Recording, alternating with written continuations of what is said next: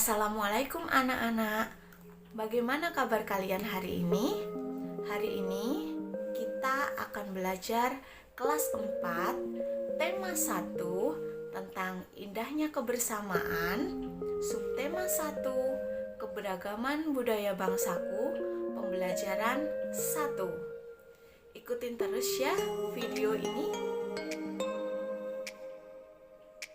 Tahukah kalian bahwa Indonesia terdiri atas banyak pulau, suku bangsa, tarian, rumah adat, serta agama? Indonesia terdiri atas berbagai macam suku bangsa dan budaya, namun tetap dalam satu wadah NKRI, Negara Kesatuan Republik Indonesia.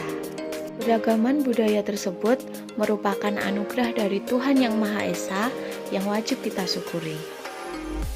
Berikut adalah bacaan tentang keberagaman budaya Indonesia, yaitu Pawai Budaya. Pawai budaya sangat menarik bagi warga kampung Babakan. Pawai ini selalu menampilkan keragaman budaya Indonesia. Udin dan teman-teman tidak pernah bosan menanti rombongan pawai lewat. Tahun ini mereka datang ke alun-alun untuk melihat pawai tersebut. Kakek Udin pun terlihat sabar menanti.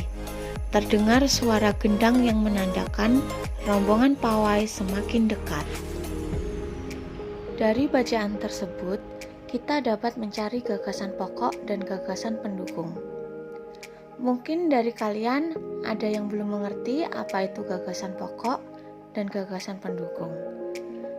Gagasan pokok adalah ide utama yang dibahas dalam suatu bacaan. Bisa berupa kalimat inti atau pokok paragraf. Sedangkan gagasan pendukung adalah uraian atau tambahan informasi untuk gagasan pokok. Langkah-langkah yang dapat dilakukan untuk menentukan gagasan pokok setiap paragraf. Yang pertama, bacalah paragraf dengan cermat. Yang kedua, cermati kalimat pertama hingga terakhir. Sebenarnya pada pawai budaya ini terdiri atas beberapa paragraf, yaitu ada 5 paragraf. Kita akan membahas satu persatu. Dari teks bacaan pawai budaya dapat kita temukan kalimat utamanya, yaitu terletak pada awal paragraf. Pawai budaya sangat menarik bagi warga kampung Babakan. Dari situ kita dapat menemukan unsur inti kalimat utama, yaitu yang meliputi subjek dan predikat. Sehingga kita dapat tarik kesimpulan bahwa gagasan pokok dari teks bacaan pawai budaya pada paragraf pertama adalah pawai budaya sangat menarik.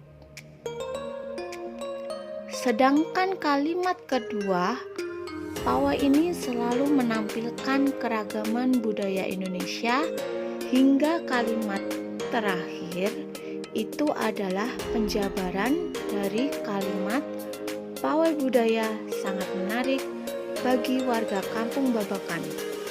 Maka kalimat kedua hingga akhir itu merupakan gagasan pendukung. Berikut akan Ibu bacakan paragraf kedua sampai paragraf kelima. Paragraf 2. Di barisan pawai terdepan terlihat rombongan dari Maluku. Rombongan laki-laki mengenakan kemeja putih, jas merah, dan topi tinggi dengan hiasan keemasan.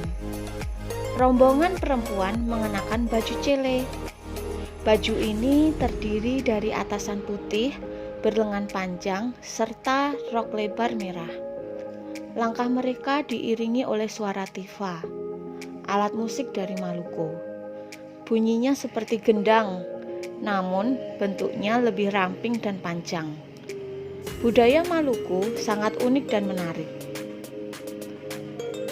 Paragraf 3. Budaya Bali terkenal karena bunyi musiknya yang berbeda. rombongan dari Bali membunyikan alat musik daerahnya. Cengceng namanya. Alat ini berbentuk seperti dua keping simbal yang terbuat dari logam. Nyaring bunyinya ketika kedua keping ini dipadukan. Paragraf 4. Rombongan dari Bali diikuti oleh rombongan dari Toraja. Wanita Toraja memakai pakaian adat yang disebut baju poko. Rombongan laki-laki menggunakan pakaian adat yang disebut sepa talung buku. Rombongan Toraja membunyikan alat musik khas mereka, papompang namanya. Alat musik ini berupa suling bambu besar yang bentuknya seperti angklung. Unik bentuknya, unik pula bunyinya. Budaya Toraja sangat menarik untuk dipelajari. Paragraf 5. Udin dan teman-teman senang melihat pawai budaya.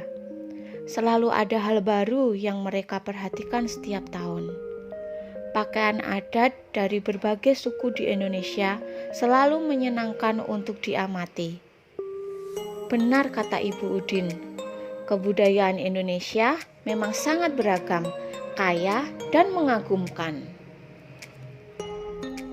Untuk tugasnya, silahkan anak-anak cari sendiri. Untuk paragraf kedua sampai paragraf kelima, anak-anak cari mana yang termasuk gagasan pokoknya dan mana yang termasuk gagasan pendukungnya.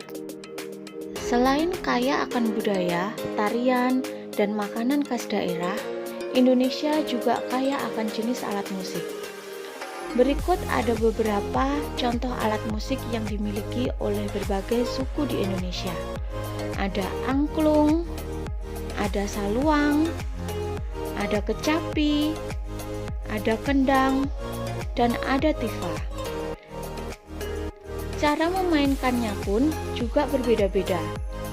Contohnya, kecapi yang berasal dari Jawa Barat dimainkan dengan cara dipetik.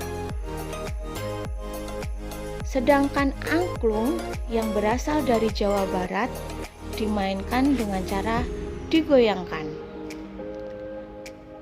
Saluang yang berasal dari Sumatera Barat dimainkan dengan cara ditiup. Dan kendang yang berasal dari Jawa Barat dan tifa dari Papua dimainkan dengan cara dipukul. Itulah beberapa alat musik daerah.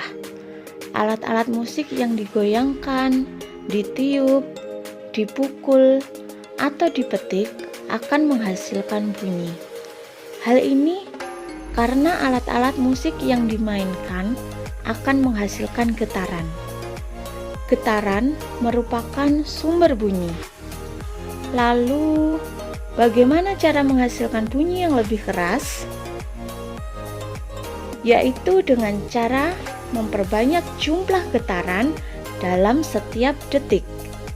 Jumlah getaran dalam setiap detik disebut dengan frekuensi. Apabila frekuensi bunyi semakin besar, maka suara yang dihasilkan akan semakin keras. Nah, sekarang tugas anak-anak yaitu sebutkan 3 alat musik tradisional yang kalian ketahui. Selanjutnya, bagaimana cara menghasilkan bunyi yang lebih keras? Sekian pembelajaran tema 1, subtema 1, pembelajaran 1, kelas 4, dan sampai jumpa pada pembelajaran berikutnya.